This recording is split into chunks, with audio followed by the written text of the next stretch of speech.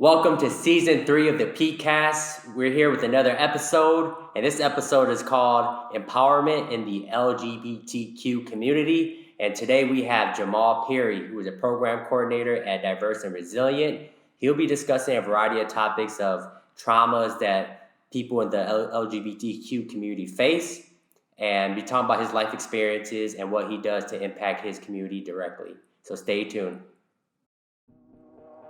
This is the Peakcast, Presented by Strive 365, where we strive to eliminate childhood trauma while equipping youth to become resilient and better our community, We discuss social and emotional issues affecting today's time while bringing you experienced leaders to discuss diverse topics in a fun and informative way. Strive 365 coming to you all the way live.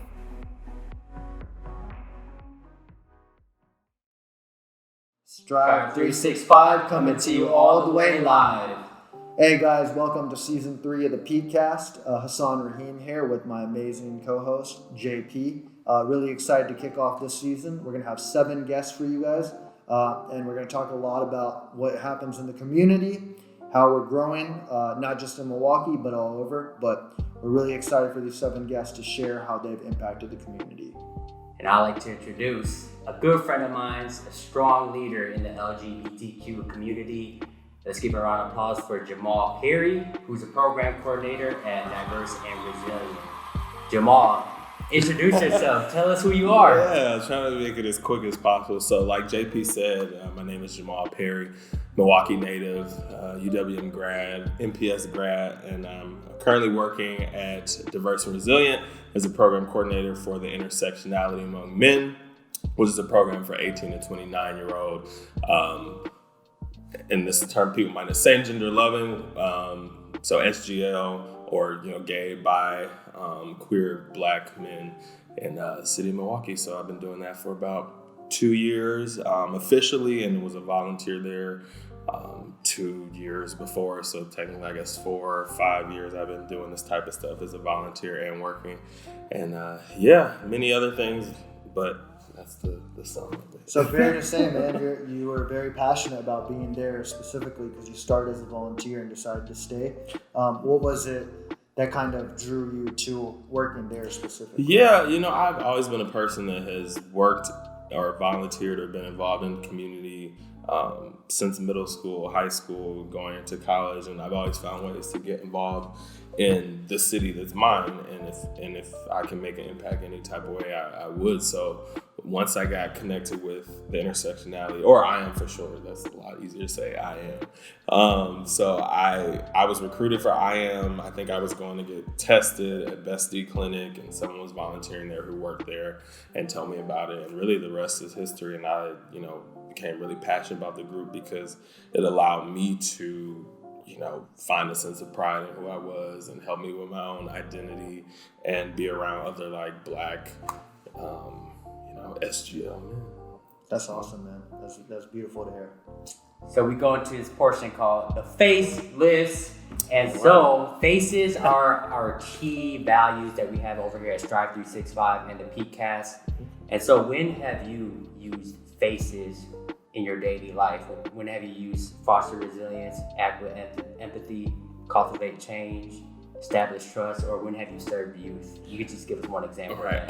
So out of the faces, I would say I have used the S. The S!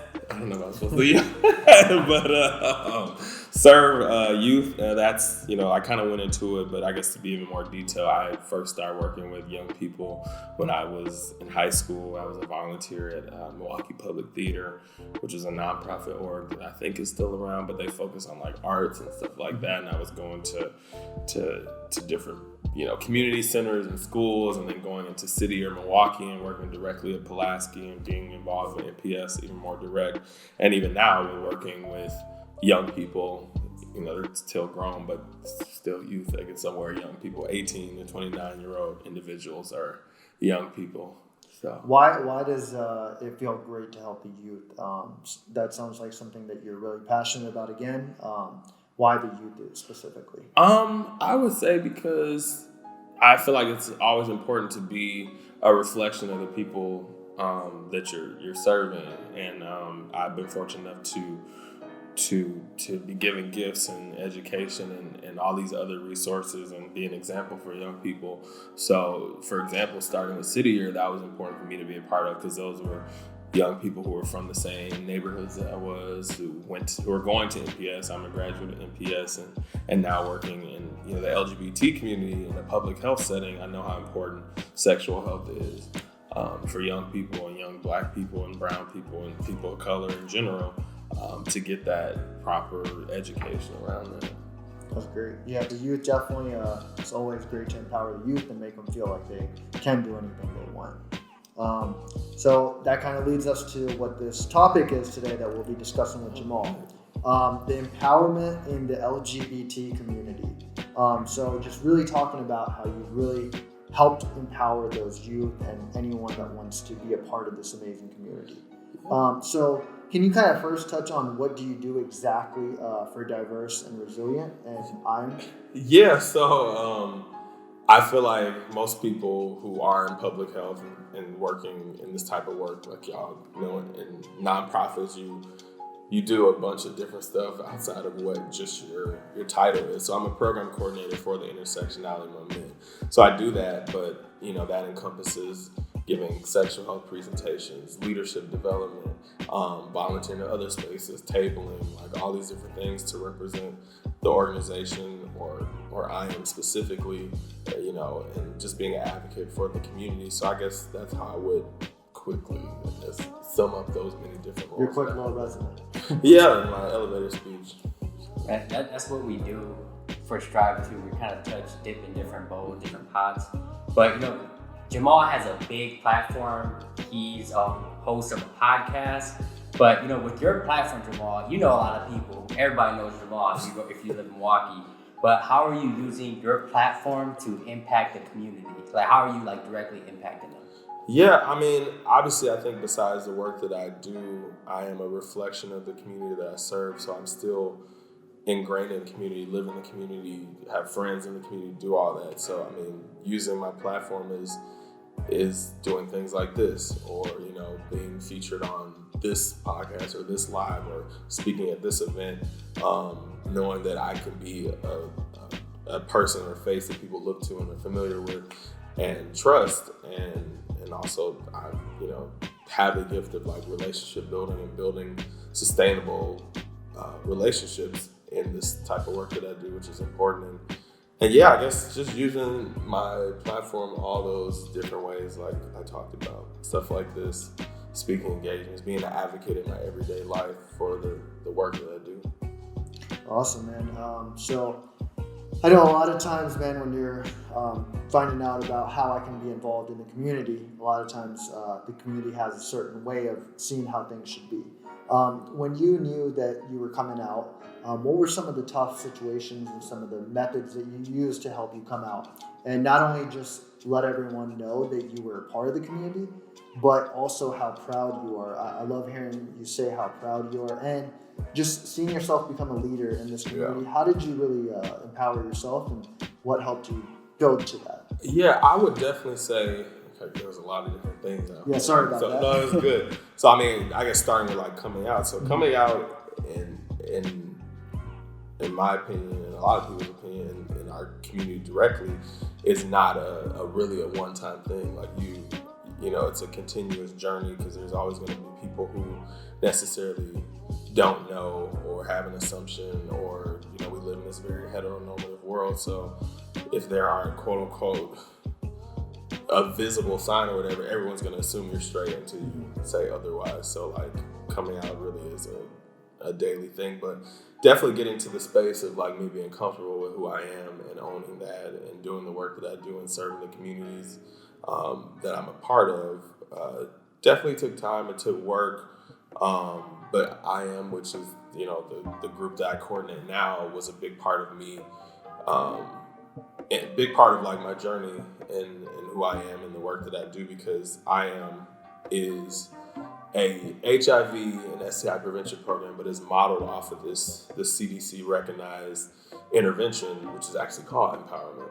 So when you're talking about empowerment, that's an empowerment program. So the way it works is, doing non-traditional HIV prevention, which is like testing, here's some presentations, things like that, but building a community of brothers that know each other, keep each other accountable, are in spaces together where they can be themselves without judgment and everything else, is that empowerment that somebody needs to, honestly, all the tools they're learning, they take that out in their normal lives, and it decreases HIV transmission rates because you're educated on, you're equipped on it, but you also have a group of people that keep you accountable. So that's amazing. So not only are you making sure that they're getting educated, but they're also feeling that, this is who I am. I'm proud to be who I am, and there's nothing wrong with that. And I really appreciate you doing that, because a lot of youth sometimes struggle with finding out who they are and what they're comfortable with. So not only are you making sure that they're growing and who they want to be, they're also helping and protected as well. So great work you're doing. Yep. Yeah, I think the most difficult part of that is, coming out and telling your friends, your parents, and all that stuff. It could be a very a traumatic experience, but Jamal, if you don't mind telling us, just educate people who don't know, what is LGBTQ and what are you identified as? Yeah, so the LGBTQ community. So these are obviously like what people identify, and so L is lesbian, G is gay, B is bi, T is trans. Q, I'm gonna say it's queer, but then I heard it's also questioning. So it's I'm a firm believer of like whatever a person wants to identify as or etc. That is their truth, and people have to honor that. You just have to obviously how you're approaching it and how you're acting. Potentially it might not be the space for you to ask, or a person might not be necessarily ready to, or even understand their own like sexuality or identity. So you just have to allow people to be them, and whether it's coming out or when they're ready to share that with you, they'll share that with you. So what were some struggles or like some traumas you faced when you were like at that point where you kind of like figured, you were part of that community? Like what were some struggles, traumas you faced? And also with, your IAM program, what were some things that they faced or that they told you stories about? Yeah, I think, I'll obviously talk about my experience, but a lot of our experiences within the community and being, a person of color, specifically being Black and LGBTQ+, there's a lot of intersectionality. That's why the group is called the Intersectionality Movement, because there's all these different things that tie us together, whether it's our experiences, our, being Black, identifying as LGBTQ, living in Milwaukee, all these same struggles. But I would say, I guess we're starting with the group and individuals in there. A lot of the same disproportionately, affected issues that happen. So HIV rates, homophobia, education, poverty, all these other things, which are natural stressors. I'm thinking of the minority stress model and stuff like that. So all these different things that are weighing on individuals within the community that keep them from flourishing. So individuals, in my group face all those different things, whether it be, homelessness or, homophobia in the home, and I think a lack of community sometimes. That's why IAM has been so important for so many people, because there hasn't been many spaces like that in Milwaukee where, young, same gender loving Black and brown individuals can come together and be themselves and do stuff and go to Pride Fest and volunteer and create big events for the cities, but also like take what they're equipped with and go back into their own communities and be like pretty much called community health promoters. So I would say those struggles have been like very similar for me as well too. Struggling with my own identity, figuring out the right time of like, okay, when is it? When do I tell people, or how do I tell people, or I don't really feel the need to tell people because I don't care, and they don't really either. And issues with like my mom and stuff like that, and trying to get to a good place. Not really having like those examples like necessarily like growing up, or people around me like, or I could feel comfortable. I know I can feel comfortable to do this because these people are gonna love me unconditionally, but then when it comes to a lot of times a person's sexuality, it tends to be a condition all of a sudden. Which is crazy, right? Because you're still the same person, and you're still going to continue to impact the world in a positive way. And you were kind of talking about how those struggles, you do still continue. A lot of people will continue to face those challenges, but can you kind of touch on why you always are ready to fight those challenges and you're not going to give up and you're helping these kids know that, hey, we're going to fight these challenges no matter what? Yeah, I would say, I guess what keeps me motivated to do that is, a lot of young people and the people I work with are that direct reflection of me, and it's important, like I just talked about, of having proper representation or people who you can look up to and stuff like that. So as long as I'm doing the work and also know those, or actually as long as I know those struggles and know those young people and know the impact that I'm making, that's what's going to keep me going and keep me motivated and continue to allow me to be an advocate. Spoken like a true leader. Yeah, so we have this another section is cope it out. So when have you used cope to deal with a situation you've dealt with in the past? So cope is communication, when have you offered support, when have you been positive, or when have you empowered someone? So if you just give us a stressful situation that you've dealt with and how you use one of the letters of cope to kind of implement into that. Well, give me a minute. Communication, offering. Yeah, I mean, positivity, empowerment. I was trying to think of one specific example, but it'd be a little hard. But I think of it's gonna maybe sound repetitive, but yeah, just I'll actually go back further, and I guess this still ties, but I think a lot of my work with City Year, and specifically working with young people who are having many challenges, and y'all have worked with young people, clearly in pre-pandemic, and helping them cope with stuff. So a lot of students I was working with obviously come from not the best home, can not really focus in school, and all these, things that to society are obviously bad and whatever, but there's also a backstory why students are acting like that. Kids aren't just acting up to act up. They're acting up because they got a bad home.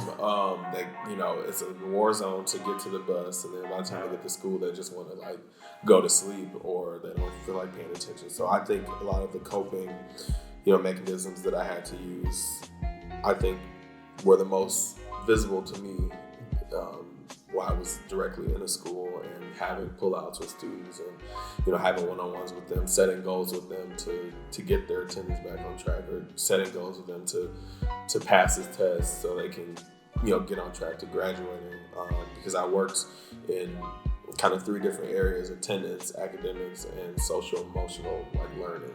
So I had to somehow work into all those things and help students cope with all the stuff that they were dealing with. That's wild. You guys could have used our Peak Team program where we teach students how to craft it out. Okay. Our banner right here is the craft change process. They could use some of those activities and things just to get their mind right and just help them focus and relax.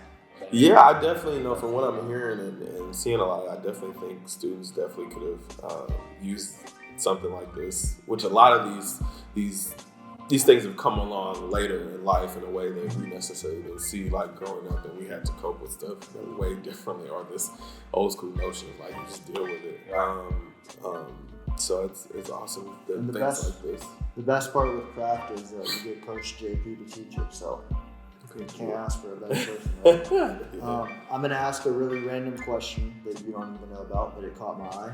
Who is your favorite Dragon Ball? Who cares? I don't know. I know who his favorite is. Right there. All right, Vegeta. Okay. All right. Who's yours? Protect me. I gotta say it's Krillin. He always he's the weakest one, but he's resilient and he overcomes adversity. and he always does his part. So I like Krillin. Well, this guy's a Naruto fan. So I'll go with Gohan. Leave Dragon Ball Z I'm gonna go with Gohan just because he always had to be under the shadow of Goku, and Gohan's a he had his big moment though. He did, and never came back from it. That was it. Okay, so he reached his peak.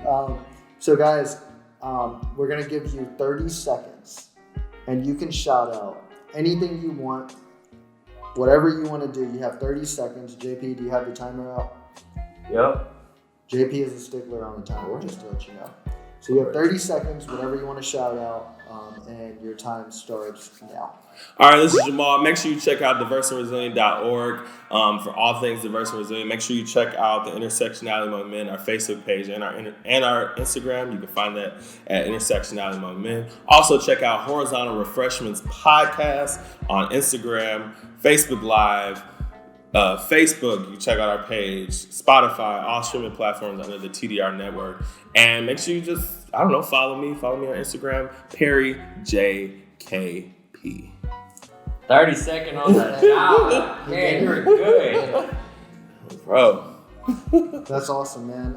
So yeah, guys, and we'll have the description below as well. So we just want to say thank you guys for listening. Really enjoyed having Jamal as our guest.